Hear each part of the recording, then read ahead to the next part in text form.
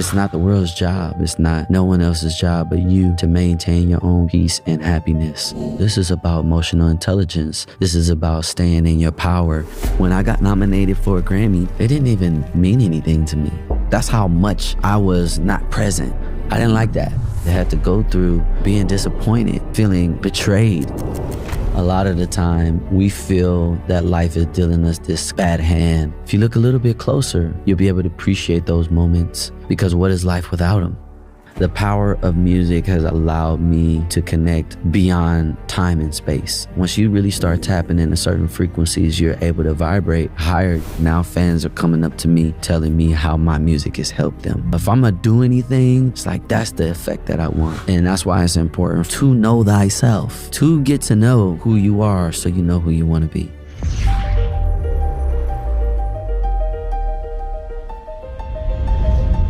Hey everyone, welcome back to Know Thyself. Our guest today is a singer, dancer, actor, multi-talented artist. You maybe know him from the OG boy band group B2K or his multi-platinum selling Grammy-nominated solo artistry, or maybe as the king of Unbothered. He's got a lot of depth and insight to him, and I'm just excited to explore all the nuance of emotional intelligence, what it means to be a man of integrity, and ultimately becoming your best spiritual self. Omarion, thanks for being here, bro. Hey, great intro. Thank you, my brother. Yeah. Appreciate you. King of Unbothered's in the house. Yeah, you know, when that thing came about, you know, shout out to my fans. I always shout them out. It was kind of a persona, you know, that was presented to me.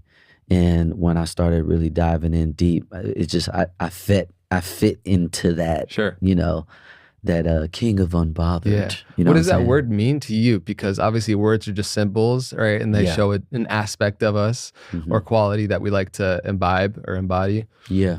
So what is being unbothered? What does that mean to you? It means a few things. The first thing that comes to mind is, you know, staying in your power. You know, what does that mean? A lot of the time throughout my career, you know, it seemed like things were happening and I didn't quite grasp or understand fully why they were happening, what was leading me to, I guess, just to pay attention a little bit more. Like, why am I finding myself in these situations? You know, why am I dealing with people that want to, so to speak, press my button or push me, you know, into a space where I would maybe do things that affected my life in a negative way. You know, so first things first about being unbothered is staying in your power, not allowing outside forces to kind of push you in a direction that isn't a true representation of your soul, your spirit, your purpose, your mission. You know, situations and circumstances like led me to dive into what that meant.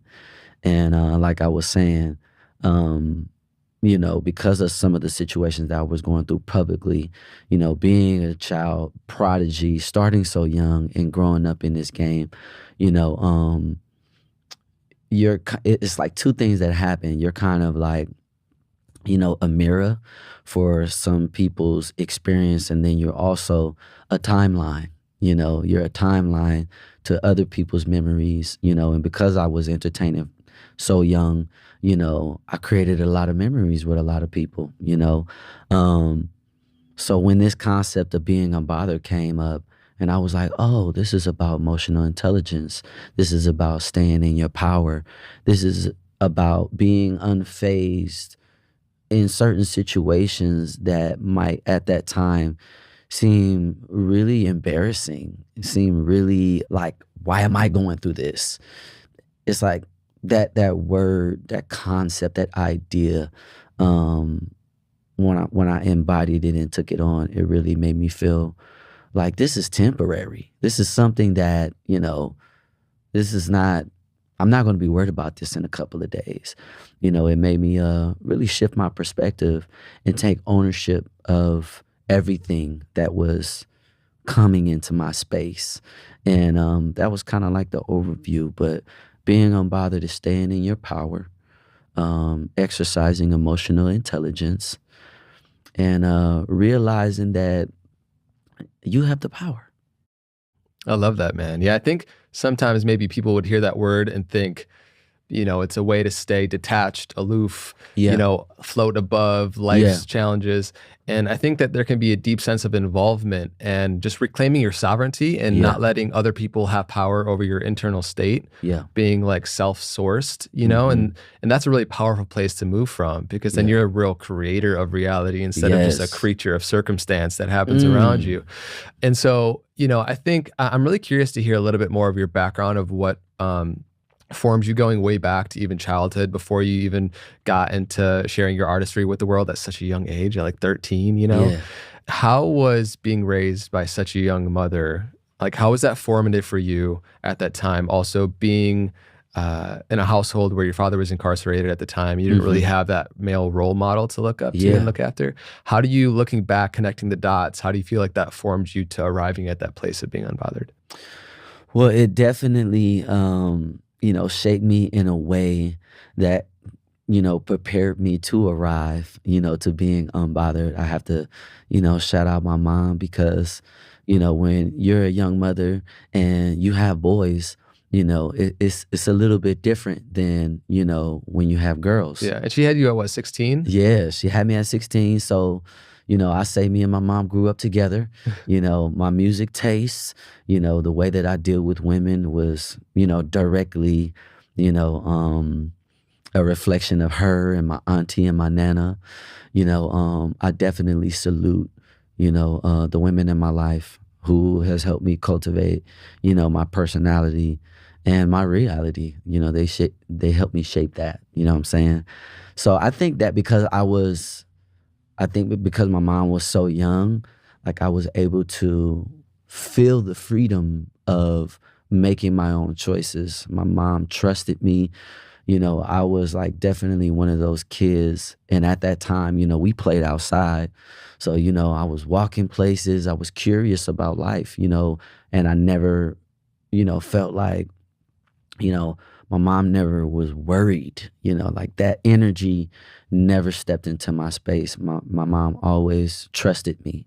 And I feel now with being a parent, I see how that cultivates confidence and surety and, also a type of awareness that, listening to your gut. Like I remember being in contact with that, at a very young age. So because my mom was so cool, because my mom, was also too a hard worker. She was a hairstylist in the industry. So My mom uh, was a hairstylist too. for real? Yeah. Yeah, so it's when you do people's hair, that's a different type of service. It's almost like a job and also like therapy.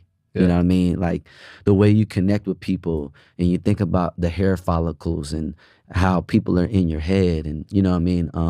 It's a responsibility, you know what I'm saying? So that's why all throughout my career, my hair always looked good, okay? You know what I'm saying? Hair, that's your crown. You know what I mean? So you want to make sure your crown is, Yeah. looking good. Just shout out to mom for that. You know what I mean? But I believe that I was able to springboard off the foundation of love, um, confidence, and don't get me wrong, they weren't always like just championing, me. Sometimes they would tell me, like, why are you singing so much? Why are you dancing so much? You know what I mean? Because it was really, it was just something that I love to do. You know what I mean? Um, but I definitely have to credit the women of my life, the foundation, for really just allowing me to find my way and trust in, because she asked me before I got in the group. Funny story. We got invited to a New Year's Eve party, and there used to be this house on Colfax in the Valley, and literally, like all the groups would come there, like before Destiny Child was Destiny Child, B2K performed for Destiny Child. We performed for Black, we performed for 3LW, we performed for all these girls group because there was this place, we call it the Colfax House, and everybody would come. So I was one of the kids that like my mom would ask me, like, oh, you want to go to this? It's going to be a lot of, it wasn't like, you have to do this or you have to do that. You know what I mean? And